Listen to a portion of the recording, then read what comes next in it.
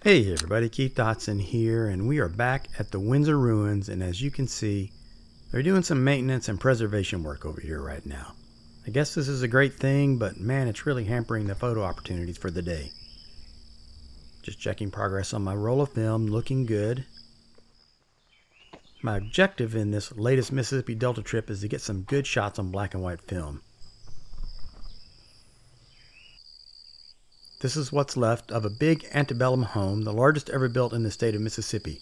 According to Wikipedia, it was completed during the Civil War in 1861.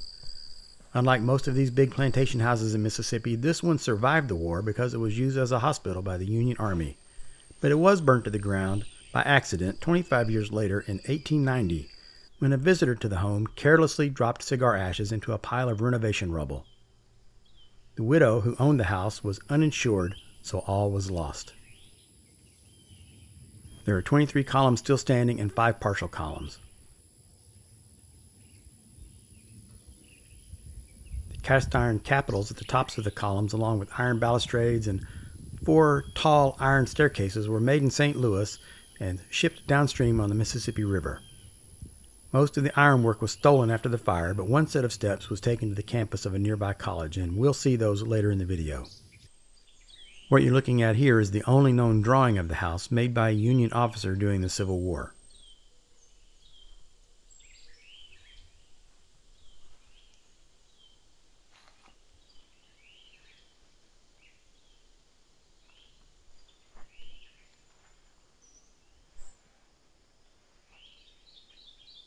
Now, after the war, the house was famous for lavish parties. Mark Twain visited the house on one of those occasions and supposedly saw the nearby Mississippi River from the cupola on the roof. Look at this brick walkway. Must date back to the time of the house too.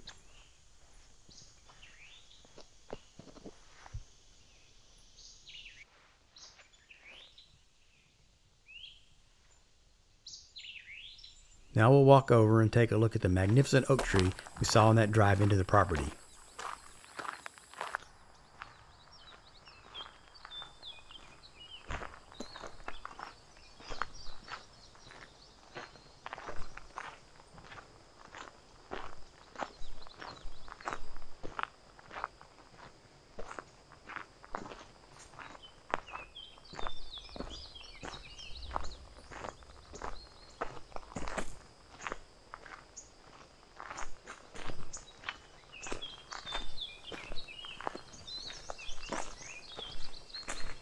Will you look at this amazing tree? It dates back to the time of the house, and in fact, it's said that the widow who owned the house in 1890 was sheltered by this big tree while she watched her home burn to the ground.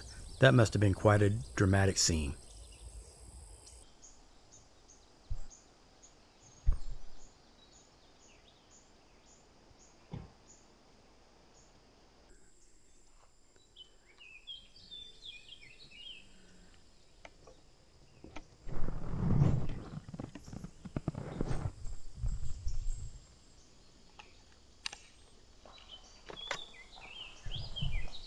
Setting the mirror lock up here.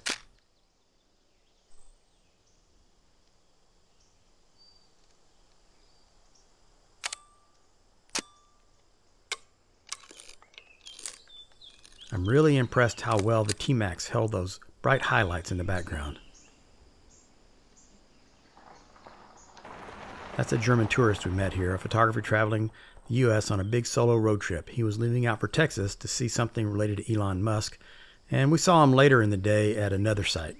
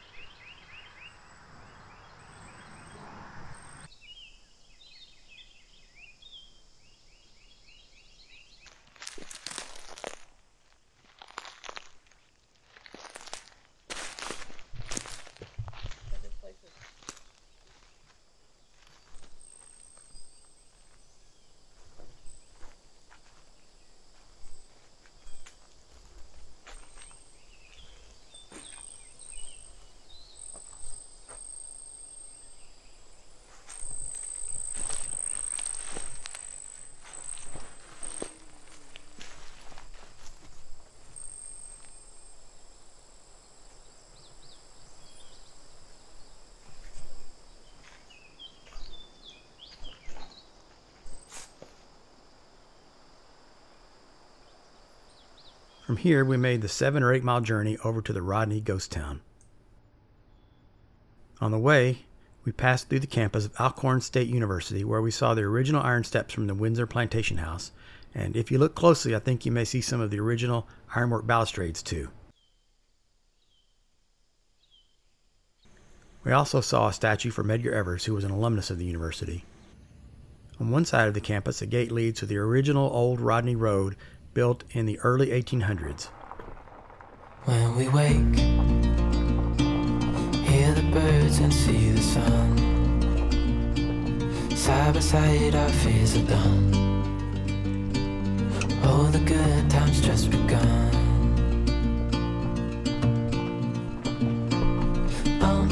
We know what we have, let's hold on tight. Found what we're looking for in life. Call us crazy, but things are finally right. With you and I, the future is bright. Oh, you and I, we got it. Oh, we don't need no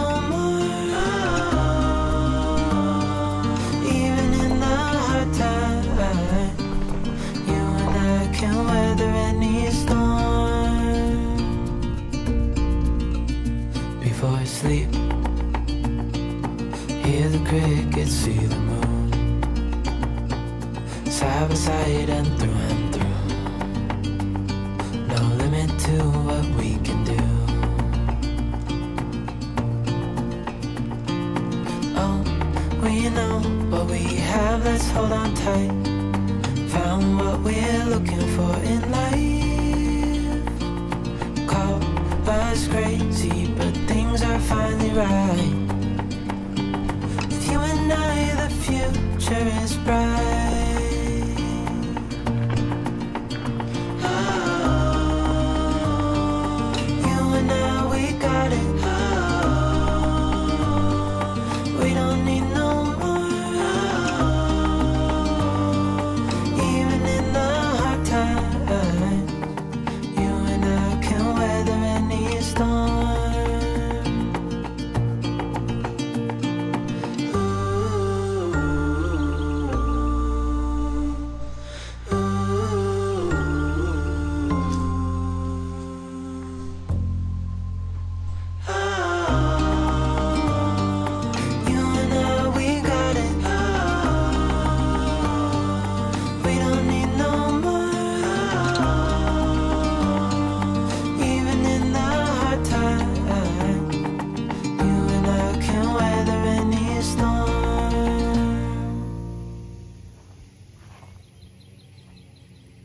There's not much left of Rodney now, but in the 1800s it was a big deal. A story in the New York Times said this about Rodney, and I'm quoting.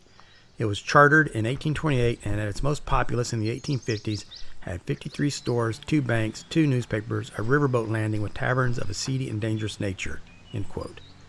The prosperous town was killed by yellow fever epidemics, numerous fires, frequent floods, and ultimately the very thing that made it successful to begin with, a sandbar, caused a change of course in the Mississippi River 2 miles away from Rodney. Photographer Marion Post Walcott came here in the 1940s to make photographs of Rodney. Eudora Welty came here in 1944 and wrote this for an article, and I'm quoting again. From a great height you descend suddenly through a rush of vines, down, down, deep into complete levelness, and there in a strip at the bluff's foot, at the road's end, is Rodney's Landing. Though you walk through Rodney's Landing, it long remains a landscape rather than a center of activity, and it seems to exist altogether in the sight like a vision. At first you think there's not even a sound. The thick, soft morning shadow of the bluff on the valley floor and the rose-red color of the brick church which rises from this shadow are its dominant notes. All else seems green. The red of the brick defies their element. They were made of the earth, but they glow as if to remind you that there is fire in earth. No one is in sight. End quote. That's pretty evocative, isn't it? This is also my second visit to the Rodney ghost town, and it was much less accessible this time than the last time. It's more overgrown this time than before, and there were a lot of things posted with no trespassing signs which were wide open to the public last time. On my first unplanned visit here, everything was wide open to the elements and to curious visitors. A guy in a pickup truck stopped by to warn us to watch out for snakes. That's the second such warning we had on this trip.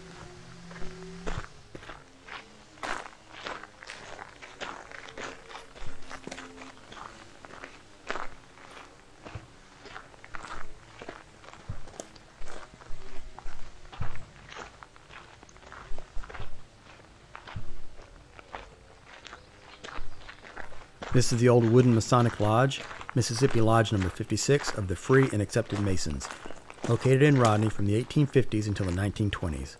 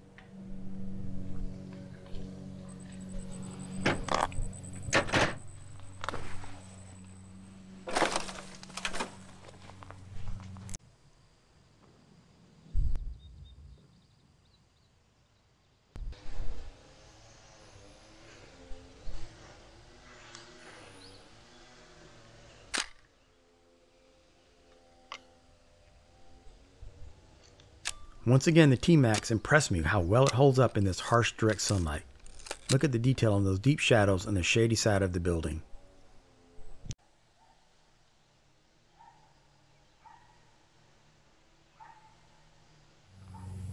And finally, we'll take a look at this beautiful 1831 Presbyterian church with an authentic Civil War cannonball still lodged in its facade.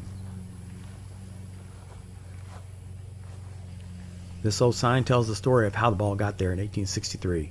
At the time, an ironclad Union gunship was anchored at Rodney, but Confederate troops held the town. One Sunday morning, the pastor at this church invited the Northern soldiers to come to church. Despite strict orders not to leave the vessel, 17 soldiers dressed up in their best uniforms left their weapon on the ship and went into town to attend church. Once the word got around that Union soldiers were in church, the building was surrounded, and one Southern soldier went inside to inform the Union troops that they were surrounded and being taken hostage. Once the Northern gunship learned their men had been captured, they opened fire on Rodney, hitting the church where that cannonball still remains, now cemented in for safety. A message was sent back to the ship that if the bombardment continued, the captives would be hanged. The captured troops were later returned in a prisoner exchange. Sadly, like the other church, this one is now posted against trespassing, whereas before it was open for visitors.